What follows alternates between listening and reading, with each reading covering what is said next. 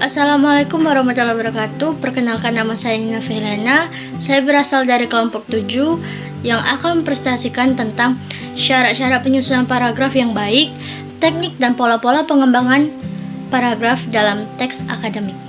Sebelum kami memasuki materi, izinkan saya untuk memperkenalkan anggota kelompok saya yang beranggotakan Alia Maila Faza, Dwi Cantika Lutfia, Iin Dewi Indrayani, Irfatul A'la, Nina Ferliana, Ria Rintika Sari, Salsabila Anjani Putri, dan Siti Salbila. Baiklah, mungkin di situ saja perkenalan kami. Selanjutnya materi pertama akan disampaikan oleh Alia. Kepada Alia, dipersilakan. Baiklah, terima kasih kepada moderator telah mengizinkan saya untuk memaparkan pengertian dari paragraf. Paragraf dalam arti sederhana didefinisikan sebagai karangan mini, sedangkan dalam arti terperinci, paragraf diartikan sebagai suatu bahasa tulis dari beberapa kalimat. Secara umum bisa dikatakan paragraf adalah satuan bahasa yang dibangun oleh dua buah kalimat atau lebih, yang secara semantis atau juga sintaksis merupakan satu kesatuan yang utuh. Paragraf juga merupakan bagian dari sebuah karangan yang di dalamnya terdapat lebih dari satu kalimat yang membahas satu tema tertentu dengan ide pokok sebagai pengendalinya. Sementara itu, paragraf merupakan suatu kesatuan pikiran yang lebih tinggi dan lebih luas dari kalimat. Alinea juga merupakan himpunan dari kalimat yang saling berhubungan dan membentuk sebuah gagasan. Baik, mungkin itu saja pemaparan dari saya. Saya kembalikan ke moderator. Terima kasih. Terima kasih Alia. Selanjutnya akan disampaikan oleh Dwi Cantika. Untuk Dwi Cantika, dipersilakan. Terima kasih moderator. Di sini saya akan menjelaskan tentang syarat-syarat penyusunan paragraf yang baik. Yang pertama, kelengkapan unsur-unsur. Sebuah paragraf yang baik dan benar harus mempunyai kelengkapan sejumlah paragraf di dalamnya. Adapun unsur-unsur paragraf yang dimaksud antara lain yang pertama, gagasan utama. Gagasan utama ialah unsur paragraf yang berupa topik utama atau permasalahan yang hendak dibahas dalam suatu paragraf. Yang kedua, kalimat utama. Kalimat utama ialah kalimat yang berisi gagasan utama suatu paragraf. Sesudah kita menentukan ide atau tema apa yang ingin kita kembangkan menjadi sebuah paragraf, tentu saja kita mengembangkan ide atau tema tersebut di dalam kalimat utama. Biasanya, kita bisa meletakkan kalimat utama itu di awal atau di akhir paragraf. Yang ketiga, kalimat penjelas. Kalimat penjelas ialah kalimat yang menjelaskan gagasan utama yang terkandung di dalam suatu kalimat utama. Sebagaimana yang kita ketahui dari kata kalimat penjelas, tentu saja di sini fungsi dari kalimat itu sendiri ialah menjelaskan ide atau tema yang sudah kita dapatkan. Seperti pengertian dari paragraf itu sendiri, yaitu saling berhubungan dari kalimat satu ke kalimat yang lainnya. Berhubungan di sini ialah kalimat lain harus menguatkan ide atau tema yang sudah dibuat. Dan setelah itu, paragraf yang kita buat dapat dikatakan menjadi paragraf yang baik. Kemudian, syarat-syarat penyusunan paragraf yang baik yang kedua ialah kesatuan. Dalam membuat sebuah paragraf, tentunya harus ada kesatuan. Kesatuan yang dimaksud di sini adalah dalam sebuah paragraf hanya boleh mempunyai satu ide pokok atau gagasan. Unsur-unsur paragraf yang telah disebutkan sebelumnya, yaitu gagasan utama, dan kalimat penjelas, mesti membentuk satu kesatuan yang padu, di mana kalimat penjelas mesti mampu menjelaskan gagasan utama yang terkandung dalam kalimat utama secara baik dan sesuai dengan gagasan utama yang dimaksud. Jika syarat ini tidak terpenuhi, maka sebuah paragraf belum dikatakan baik dan benar. Tidak hanya itu, hubungan dari kalimat satu ke kalimat yang lainnya tidak akan saling berkesinambungan. Fungsi mengapa di dalam sebuah paragraf hanya diperbolehkan memiliki satu ide pokok atau gagasan, yaitu supaya kalimat-kalimat yang lainnya dapat tersusun rapi menjelaskan kalimat utama yang mengandung ide pokok atau gagasan tersebut. Baiklah, terima kasih Dwi Cantika. Selanjutnya akan disampaikan oleh Iin Dewi Indrayani. Kepada Iin, dipersilakan. Selanjutnya yaitu kepaduan. Paragraf yang baik harus memperlihatkan hubungan antar kalimat yang erat. Paragraf yang dibangun dari kalimat-kalimat yang loncat-loncat berarti paragraf tersebut tidak koheren atau tidak padu. Apabila tidak ada kepaduan atau koherensi, loncatan-loncatan pikiran, urutan waktu dan fakta yang tidak teratur akan terjadi, sehingga menyimpang dari kalimat topik. Cara yang dapat kita lakukan agar kalimat-kalimat dalam paragraf yang kita susun padu adalah dengan cara yang pertama, yaitu repetisi. Repetisi merupakan pengulangan kata kunci atau sinonimnya dapat digunakan untuk membangun kepaduan paragraf. Yang kedua yaitu pronomina. Untuk membangun kepaduan dapat dilakukan dengan menggunakan pronomina untuk menyebut nomina atau frase nominal yang telah disebutkan. Yang ketiga, kata transisi. Yang dimaksud dengan kata transisi adalah ungkapan pengait antar kalimat. Melalui penggunaan kata transisi, hubungan antara kalimat yang satu dengan yang lainnya dapat terjalin dengan baik. Yang terakhir ada paralelisme. Untuk membangun struktur kepaduan bisa digunakan bentuk kata kerja yang sama atau menggunakan majas repetisi. Terima kasih Iin. Selanjutnya akan disampaikan oleh Irfatul A'la. Kepada Irfatul A'la dipersilakan. Terima kasih kepada moderator. Saya akan melanjutkan tentang syarat-syarat penyusun paragraf yang baik. Yang keempat yaitu kelengkapan. Paragraf dikatakan lengkap apabila dibangun atas beberapa kalimat penjelas yang cukup untuk menunjang kejelasan kalimat topik.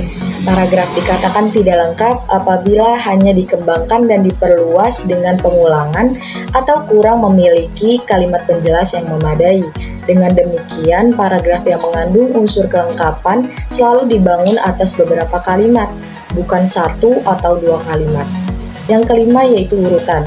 Urutan ini berhubungan dengan kalimat-kalimat yang membangun paragraf hendaknya memiliki urutan ide secara logis. Syarat ini mirip dengan kepaduan. Hanya saja untuk urutan kalimat yang membangun paragraf hendaknya memiliki keruntutan. Sekian, terima kasih. Saya kembalikan kepada moderator.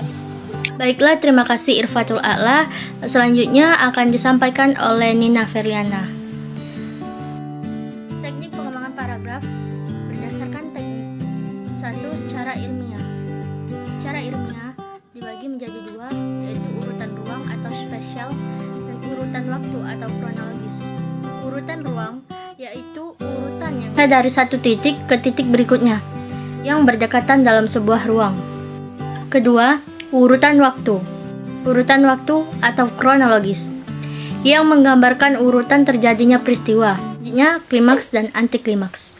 Pikiran utama mula-mula diperinci dengan sebuah gagasan bawahan yang dianggap paling rendah kedudukannya. Kemudian berangsur-angsur dengan gagasan-gagasan lain hingga ke gagasan yang paling tinggi kedudukannya atau kepentingannya. Selanjutnya, umum ke khusus dan khusus ke umum. Cara ini paling banyak digunakan dalam pengembangan paragraf, baik dari umum ke khusus ataupun sebaliknya. Dalam bentuk umum ke khusus, pikiran utama diletakkan pada awal paragraf dan diikuti oleh perincian-perincian.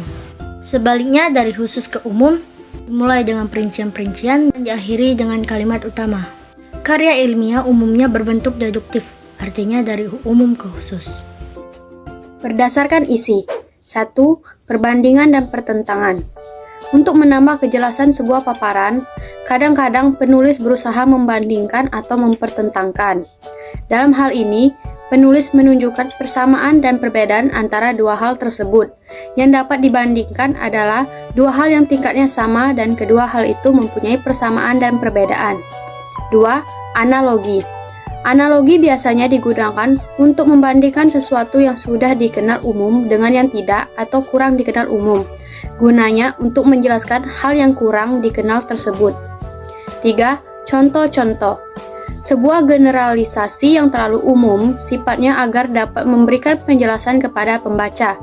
Kadang-kadang memerlukan contoh-contoh yang konkret. Dalam hal ini, sumber pengalaman sangat efektif. Yang keempat yaitu sebab akibat. Hubungan kalimat dalam sebuah paragraf dapat berbentuk sebab akibat. Dalam hal ini, sebab dapat berfungsi sebagai pikiran utama dan akibat sebagai pikiran penjelas. Dapat juga sebaliknya, akibat sebagai pikiran utama dan untuk memahami akibat ini dikemukakan sejumlah penyebab sebagai perinciannya. Nah, pola ini biasanya ditandai dengan kata seperti maka, karena, sebab, oleh karena itu, dan oleh sebab itu. Contoh dari pola ini yaitu Andi merupakan orang yang jujur, bersikap sopan, dan suka membantu tanpa pamrih. Oleh karena itu, wajar saja bila Andi disayangi oleh guru dan teman-temannya. Yang kelima yaitu definisi luas. Pada pengembangan paragraf ini menjelaskan tentang ide yang abstrak atau terminologi yang bisa membuat konflik yang memerlukan penjabaran lebih lanjut. Biasanya dipakai untuk menjabarkan sinonim suatu hal, juga dipakai untuk mendefinisikan sebuah pengertian wujud atau rupa.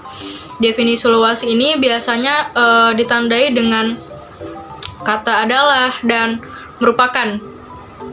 Contoh dari definisi luas yaitu navigasi merupakan fitur pencarian yang terletak di bagian blok. Selanjutnya yaitu klasifikasi.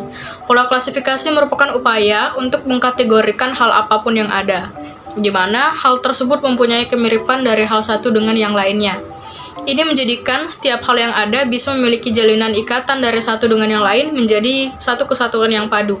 Klasifikasi biasanya menggunakan kata-kata seperti digolongkan menjadi, mengklasifikasikan, dibagi menjadi, dan terbagi menjadi.